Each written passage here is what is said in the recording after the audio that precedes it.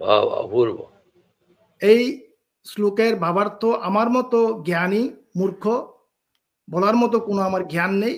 আমি যতটুকু জানি ভগবান এখানে খুব সুন্দর করে এই জগৎ সংসারকে অর্জুনের মাধ্যমে একটা জিনিস স্পষ্ট করে দিয়েছে, হে অর্জুন, তুমি যা কিছু করো, তুমি যা কিছু শ্রবণ করো, দান করো, অর্পণ করো, যা কিছু করো না কেন সবকিছু তুমি আমাকে অর্পণ করে দাও, আমাকে অর্পণ করো, আমাকে নিবেদন করে খাও। সব গুরুদেবের আশীর্বাদ শঙ্খধ্বনি করে ওমকার ধ্বনি করে আমরা আজকের প্রোগ্রামটা শুরু করি।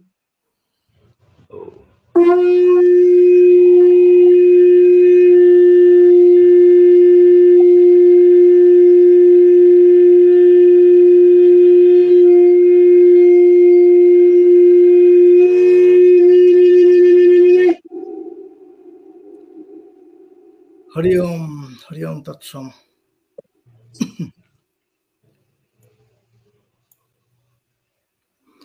সুপ্রিয় কৃষ্ণ ভক্তবৃন্দ,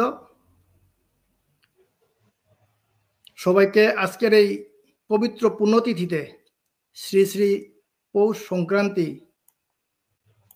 বা সংক্রান্তি তথা উত্তরায়ণ সংক্রান্তির শুভক্ষণে আমাদের পরম পূজনীয় শ্রী শ্রী গুরু মহারাজের গায়ত্রী কুঞ্জে সপ্তাহব্যাপী শ্রী শ্রীকৃষ্ণের মহাজপযজ্ঞের সমাপনী দিনে আজকের এই সন্ধিক্ষণে আমরা ভগবান শ্রীকৃষ্ণের মুখনিসৃত শ্রীমদ্ভগবৎ গীতা থেকে কিছু শ্লোক আমরা শ্রবণ করার বা অধ্যয়ন করার চেষ্টা করব। পরিশেষে আমাদের গুরু মহারাজের যে দীর্ঘ সপ্তাহব্যাপী যে শ্রী শ্রীকৃষ্ণের মহাজপযজ্ঞের সমাপনী সন্ধিক্ষণে আমরা গুরু মহারাজের শ্রীমুখ নিঃসৃত বাণী সবাই শ্রবণ করব। তথা শাস্ত্র আলোচনার পূর্বে আমি আমার পরম পূজনীয় গুরু মহারাজের পাদপদ্মে শতকোটি দণ্ডবত প্রণাম নিবেদন করছি। আপনারা সবাই জানেন আমাদের গুরু মহারাজ গায়ত্রী কুঞ্জে শ্রীকৃষ্ণের বিগ্রহ প্রতিস্থাপন করে শ্রীকৃষ্ণের সেবা পূজা করে আসতেছেন। তারই ধারাবাহিকতায় উত্তরায়ণ মকর সংক্রান্তির ৬ষ্ঠ দিন পূর্বে শ্রীকৃষ্ণের মহা জপযজ্ঞ শুরু করেন, যা আজ ৭ম দিনে পরিপূর্ণতা লাভ করে ৭ম দিবসে। তাই আজকের এই মহা পুণ্যক্ষণে গুরু মহারাজ, আমি তথা আমার গুরুভাই সত্যব্রত দাদাভাই সহ আজকের এই আলোচনায় প্রথমে আমি এবং আমার গুরুভাই আমরা শ্রীমদ্ ভগবত গীতা থেকে কিছুক্ষণ আলোচনার চেষ্টা করব। পরবর্তীতে আমরা গুরু মহারাজের শ্রীমুখ থেকে আমাদের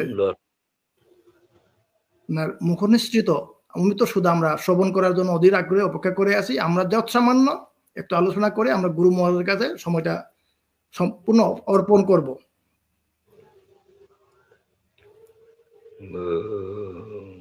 আশা করি এই অমৃত সুধা সবাই আস্বাদন গ্রহণ করবেন এবং আমাদের লাইভ অনুষ্ঠান পাশে থেকে আমাদেরকে উৎসাহ দান করবেন।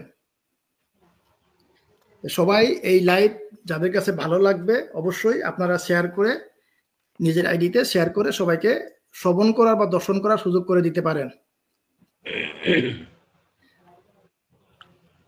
প্রিয় সুধীজন কৃষ্ণ ভক্তবৃন্দ, আমি আমার পরম পূজনীয় গুরু মহারাজের শ্রীচরণে দণ্ডবত প্রণাম নিবেদন করে গীতাপাঠ যাওয়ার পূর্বে অনুমোদন প্রার্থনা করছি।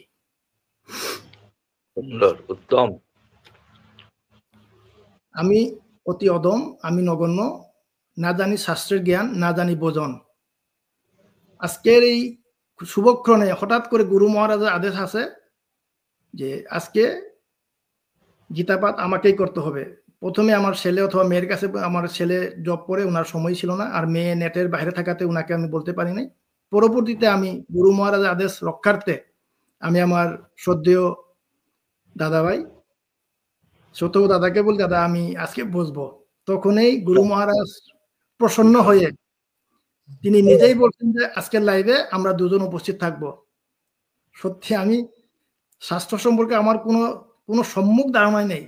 আমি যতগুলো শ্রবণ করি বা আমার যতগুলো জ্ঞান চর্চা সবগুলা আমার গুরু মহারাজের যে লাইভ অনুষ্ঠান টেলিকাস্ট, সেইখানে আমি দর্শন করে শ্রবণ করে সেখান থেকে আমি সম্মুখ কিছু ধারণা নেওয়ার চেষ্টা করি। বলবো যথা আজ্ঞা, গুরু মহারাজ আদেশ তো অমান্য করার কোনো সুযোগ নেই, যেহেতু আমি গুরুদেবের কাছ থেকে আমি সবসময় শরণাপন্ন, বাধ্যই আজকে আমার লাইভে আসা। আমি চেষ্টা করব আমার এই ক্ষুদ্র জ্ঞানে আমি যতটুকু পারি আমি গুরু মহারাজের চরণে সম্পূর্ণ আশ্রয় গ্রহণ করে, যদিও ভুল ত্রুটি হয় আমাকে ক্ষমা সুন্দর দৃষ্টিতে সবাই দেখবেন। আর গুরু মহারাজ যেখানে স্বয়ং আমার পাশেই উপস্থিত আছেন, আমি গুরু মহারাজের চরণে পাদপদ্মে বসে শরণ নিয়ে আমি তোমার ভাবনাই তো পরমার্থ কৃষ্ণ, ভাবনাই পরমার্থ। আমার জীবনের প্রথম আজকে টেলিকাস্টে আছে, আমি যদিও টেলিকাস্ট করছি গুরু মহারাজের পাশে থেকে, আমি সঞ্চালনা করেছি বিভিন্ন অনেক, আমরা দীর্ঘদিন প্রায় 1 বছর যাবত করেছি, সেটা ছিল আরেক পর্ব। আজকের পর্বটা আমাকে নিজে অবতীর্ণ হচ্ছে এই যুদ্ধে।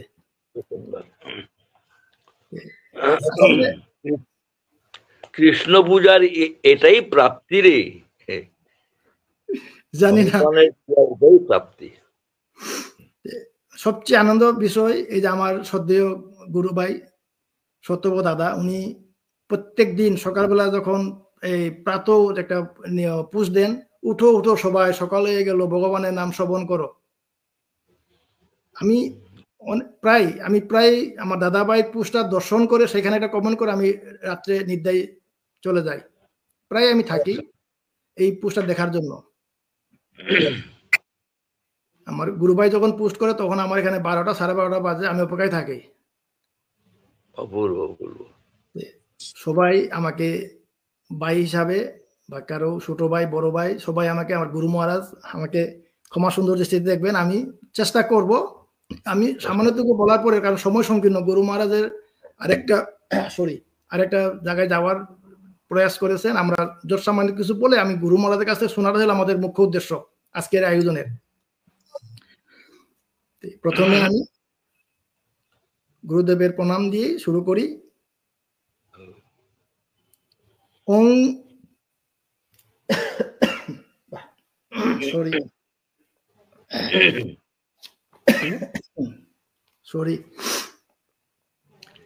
অজ্ঞান তিমিরাঞ্জস্য জ্ঞানাঞ্জন শলাকয়া চক্ষুরু মিলিতাম যেন তস্মৈ শ্রী গুরুবে নমঃ। নমো ওং বিষ্ণু পদায় কৃষ্ণ প্রেষ্টায় ভূতলে শ্রীভূতে ভক্তি বেদান্ত স্বামিনীতি নামিলে। নমস্তে সরস্বতী দেবে গৌরবাণী প্রচারিণে সর্বশেষ শূন্যবাদী পশ্চাদেশ তারিণে। পঞ্চতল্পগুরু কৃপা সিন্ধু বচ্চ পতিতানং পাবনশ্চ বৈষ্ণবভ্য নমো নমঃ। জয় শ্রীকৃষ্ণ চৈতন্য প্রভু নিত্যানন্দ শ্রী অদ্বৈত গদাধর শ্রীবাসাদি গৌরভক্তবৃন্দ। হরে কৃষ্ণ কৃষ্ণ কৃষ্ণ হরে হরে, হরে রাম রাম রাম হরে হরে। আমাদের গায়ত্রী মন্ত্র ওং ভূর্ভুবস্বঃ তৎসবিতুর্বরেণ্যং ভর্গো দেবস্য ধীমহি ধিয়ো ইয়ো নঃ প্রচোদয়াৎ। ওং ভূর্ভুবস্বঃ তৎসবিতুর্বরেণ্যং ভর্গো দেবস্য ধীমহি ধিয়ো ইয়ো নঃ প্রচোদয়াৎ। ওং ভূর্ভুবস্বঃ তৎসবিতুর্বরেণ্যং ভর্গো দেবস্য ধীমহি ধিয়ো ইয়ো নঃ প্রচোদয়াৎ।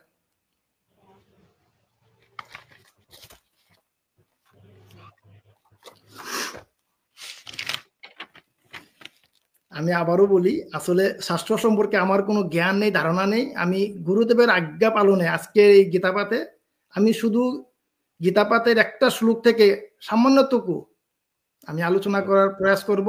এর পরবর্তীতে আমার শ্রদ্ধেয় গুরু ভাই সত্যব্রত দাদা আছে, দাদাই কিছু বলবেন। তারপর আমার গুরুদেবের শ্রীমুখ থেকে আমরা মেইন আমাদের যেটা জীবনের সঞ্চয় বা জীবনের চলার পথে যে আমাদের চিন্তা ভাবনা, সেখান থেকে আমরা সাধন করব।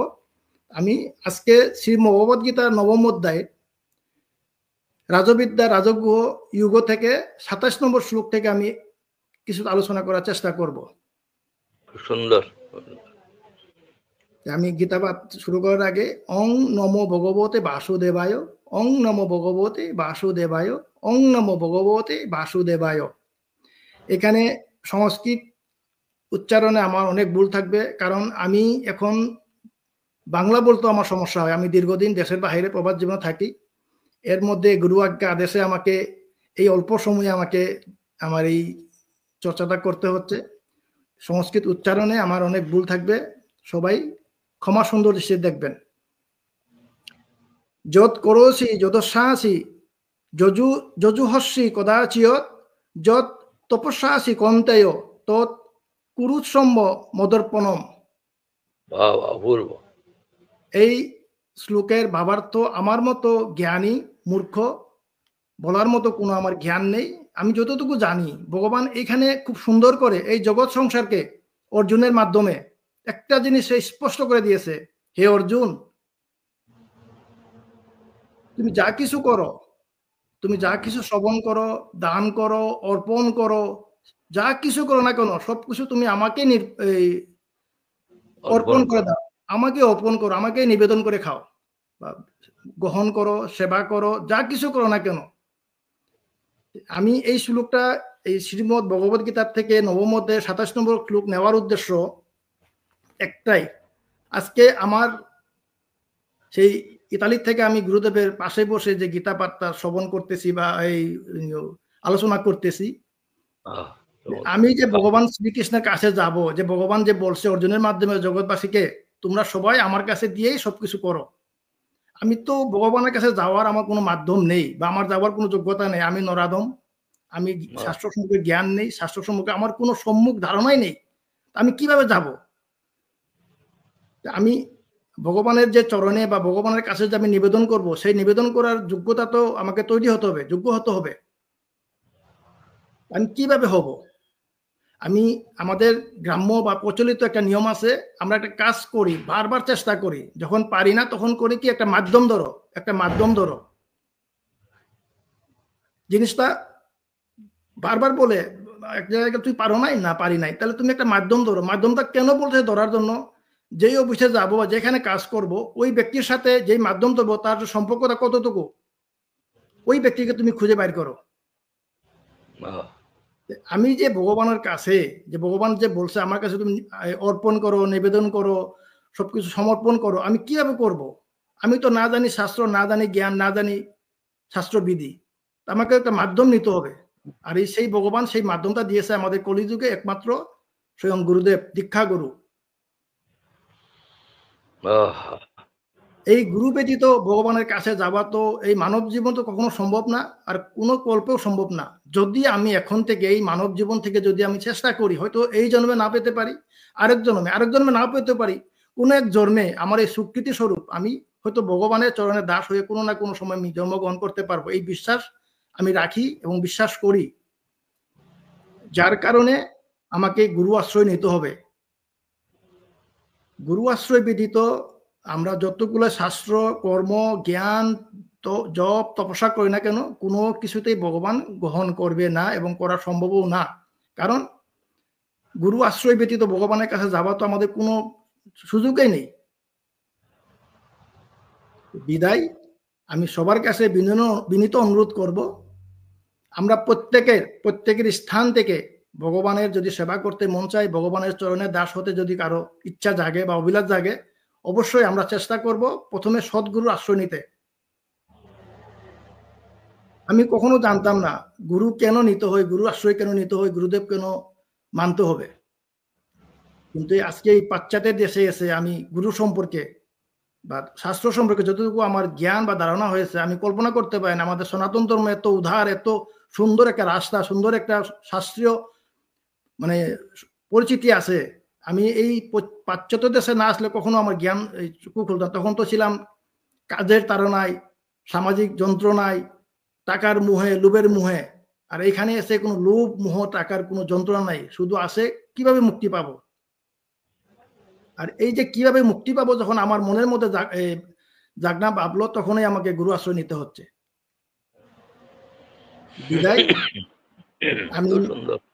আমি বেশি দীর্ঘায়িত করব না, আমার সত্যবোধ দাদা আলোচনা করবে, তারপর গুরুদেবের কাছে নেব। আমি একটা শ্লোক থেকে শুধু এটাই বলবো, ভগবান বলছে, নবম অধ্যায়ের 27 নম্বর শ্লোকে তুমি যা কিছুই করো, ভাবনা করো, চিন্তা করো, সেবা করো, ভজন করো, দান করো, সবকিছু আমাকেই অর্পণ করো, আমার কাছে নিবেদন করো।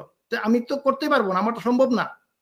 এই অর্পণ নিবেদন সবকিছু করতে গেলে আমাকে একটা মাধ্যম নিতে হয়। আমার সেই মাধ্যম হলো আমার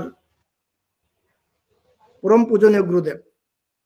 আমি সবাইকে অনুরোধ করব, সবাই নিজ স্থান থেকে, এখনই সময়, আপনি বয়স হয়ে গেলে, বৃদ্ধ হয়ে গেলে কখনো গুরু সেবা করতে পারবেন না, গুরু আশ্রয় নিতে পারবেন না, তখন নিজের মুহে, নিজের শরীরের ব্যাধি, জ্বালা, যন্ত্রণা, তখন আপনি নিজেকে নিজে চিনতে পারবেন না। এখনই সময়, এখনই ভগবানের সান্নিধ্য পেতে গেলে, ভগবানের কাছে যেতে গেলে এখনই গুরু আশ্রয় নেওয়া, গুরু পাদপদ্মে আশ্রয় নিয়ে গুরু নির্দেশাবলী গ্রহণ করে সামনে অগ্রসর হওয়া।